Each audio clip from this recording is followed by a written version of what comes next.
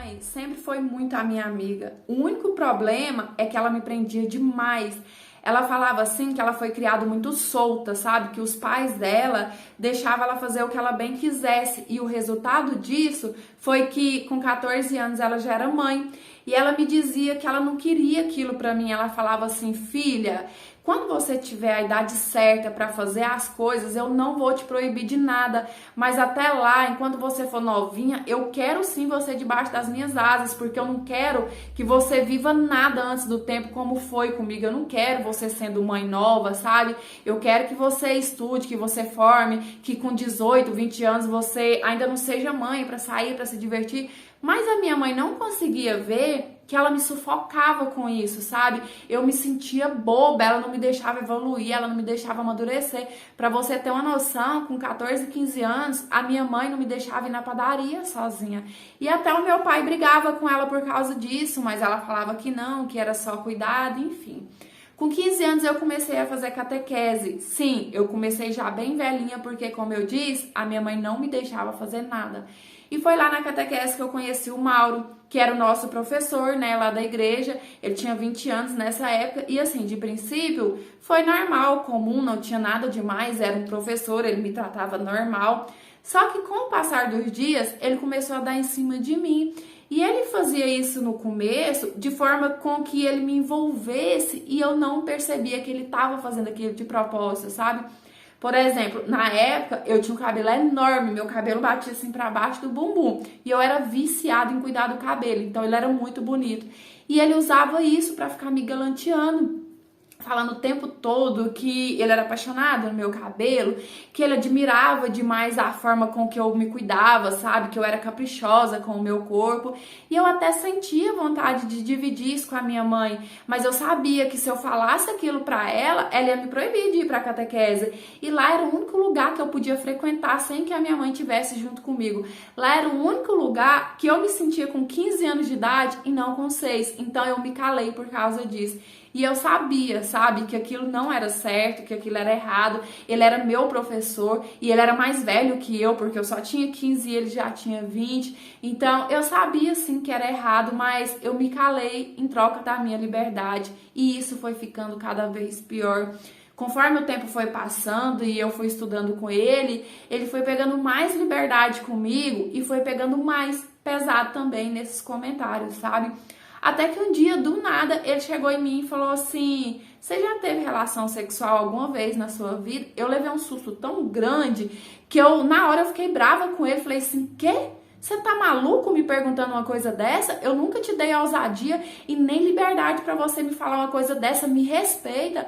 Não é porque a gente conversa, não é porque eu te trato bem que eu tô te dando liberdade de falar um tipo de coisa dessa comigo, não. E aí ele viu que eu não gostei, sabe? Eu acho que ele pensou assim: eu jogo verde, né? Se ela cair, caiu na rede, é peixe. E aí eu acho que ele viu que eu não gostei, que eu fiquei muito brava. Ele pediu perdão, falou assim: não, desculpa, eu não toco mais no assunto, deixa pra lá. Eu falei: não, tudo bem, você prometer pra mim que não vai tocar mais no assunto, deixa isso pra lá. Só que no próximo domingo, eu fiquei meio receiosa de ir, sabe? Eu nem quis ir, eu fiquei meio com medo, com vergonha dele também, não fui. Quando foi no outro domingo, né, eu peguei e voltei pra catequese normal. Pensei: ele me pediu desculpa, aquele dia não vai acontecer mais. E quando eu cheguei na catequese, ele já me chamou no canto e começou de novo, sabe? Olha, me perdoa, não precisa mais ser falta aula por causa disso. Eu não vou tocar mais nesse tipo de assunto, eu vou te respeitar, a gente vai conversar só coisa, né, que for aqui dos nossos estudos e tal. E eu caí como uma patinha. Mas só que ele tava fazendo aquilo só pra ganhar minha confiança de novo, sabe? Eu era muito inocente, porque, né, vivia presa. Tá, quando foi um dia, teve um teatro do grupo de jovem na igreja. E nesse dia tava cheio lá, sabe? Tava os pais de todo mundo, a minha mãe tava lá. Eu já tinha apresentado e aí eu deixei a minha mãe no salão e fui no banheiro, né, que ficava nos fundos da igreja, do outro lado do salão. E no corredor em frente ao banheiro, eu encontrei o Mauro. E tipo, tava eu e ele só, não tinha ninguém, porque tava todo mundo lá no salão vendo a apresentação. Quando ele percebeu que tava sozinho ali naquele corredor comigo, ele me agarrou e ficou tentando me beijar à força, sabe? E nisso eu fiquei tentando me soltar e falei assim: me solta, senão eu vou gritar. E assim, ele me soltou. Só que antes dele me soltar, ele passou a mão na minha parte íntima e falou assim pra mim: você tem jeitinho que é virgem, eu tenho certeza que você é virgem e isso me deixa louco, eu não consigo me controlar. E na hora eu fiquei com tanta raiva, sabe? Porque só quem passou isso sabe o quanto a gente se sente violentada, a gente se sente desrespeitada porque uma pessoa te tocou na sua parte íntima sem você deixar, é uma sensação horrível. Então na hora eu já saí correndo pra fora, encontrei a minha mãe e falei assim: mãe, vamos embora daqui agora. E ela percebeu que eu tava muito nervosa e agitada e perguntou o que tava acontecendo, só que eu não contei. Falei: não, mãe, eu tô passando mal, eu preciso sair daqui agora. E nisso a gente foi, sabe?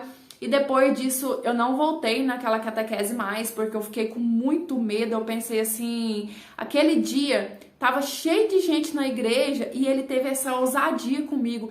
Imagina só o que ele não seria capaz de fazer se ele me pegasse num lugar que realmente tivesse só eu e ele, né? Então eu não quis saber mais. E depois de um tempo que isso aconteceu, que eu fui contar a verdade pra minha mãe, né, o que realmente tinha acontecido, e ela ficou brava comigo, falando assim que eu tinha que ter contado pra ela desde o começo, que eu tinha que ter contado na hora pra ela chamar a polícia e fazer alguma coisa com aquele cara. E eu falei pra ela, falei assim: mãe, no começo eu até tentei dividir com a senhora, mas eu sabia que se eu contasse pra senhora o que estava acontecendo, a senhora ia me proibir de uma vez por todas de sair de casa. E eu não queria, porque eu já me sentia sufocada. Só que a minha mãe, ela nunca conseguiu entender, sabe, que ela deveria ter me ensinado, me preparado para essa situação e não me privado demais como ela fazia, sabe? Porque a minha mãe, ela me protegeu tanto, ela me privou tanto que o dia que eu me deparei com a situação dessa, eu simplesmente não soube reagir, eu simplesmente fiquei sem reação e graças a Deus, foi por Deus e foi por sorte não ter acontecido alguma coisa pior. Hoje eu sou mãe e eu entendo, sabe? Eu entendo o lado dela, eu sei que ela estava tentando era me proteger e eu até concordo que a gente não deve criar filho tão solto assim, mas também eu acho que não adianta você tentar pegar o seu filho e esconder ele dentro de uma redoma de vidro, porque uma hora ou outra esse vidro vai quebrar. Oi, meus amores, tudo bem com vocês? Eu espero que sim, gente. E mais uma vez eu interpreto uma história que serve direitinho pra mim e que eu tô tentando começar a pegar de lição, que é o caso dessas mães que prendem os filhos demais, né? Eu concordo, realmente filho não deve ser criado solto, mas é como a menina da história falou, a mãe, ela deve ensinar o filho, preparar o filho, né? Caso aconteça alguma situação assim, e não querer colocar debaixo das asas, querer colocar dentro de uma redoma de vidro e proteger extremamente assim, porque a gente cria filho pro mundo mesmo, né? E uma hora ou outra ele vai se deparar numa situação que ele vai precisar saber se defender, né? E a gente, como mãe, como pai, a gente tem que fazer o papel de proteger o filho, sim, mas também a gente tem que fazer o papel de ensinar ele a se proteger sozinho, não é isso? E eu espero muito que vocês tenham gostado dessa interpretação de hoje. Deixa aqui nos comentários se a sua mãe e seu pai é assim, ou se você é uma mãe assim, extremamente protetora. Já falei 1 milhão de vezes que eu confesso que eu sou uma mãe muito protetora, que acaba até sufocando os meus filhos.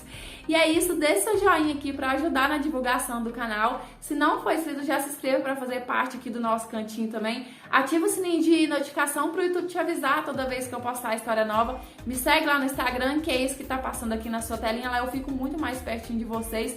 E se você quiser me enviar sua história para eu estar lendo, analisando e de repente ela aparecer aqui no canal, é nesse e-mail que eu tô deixando aqui na sua telinha.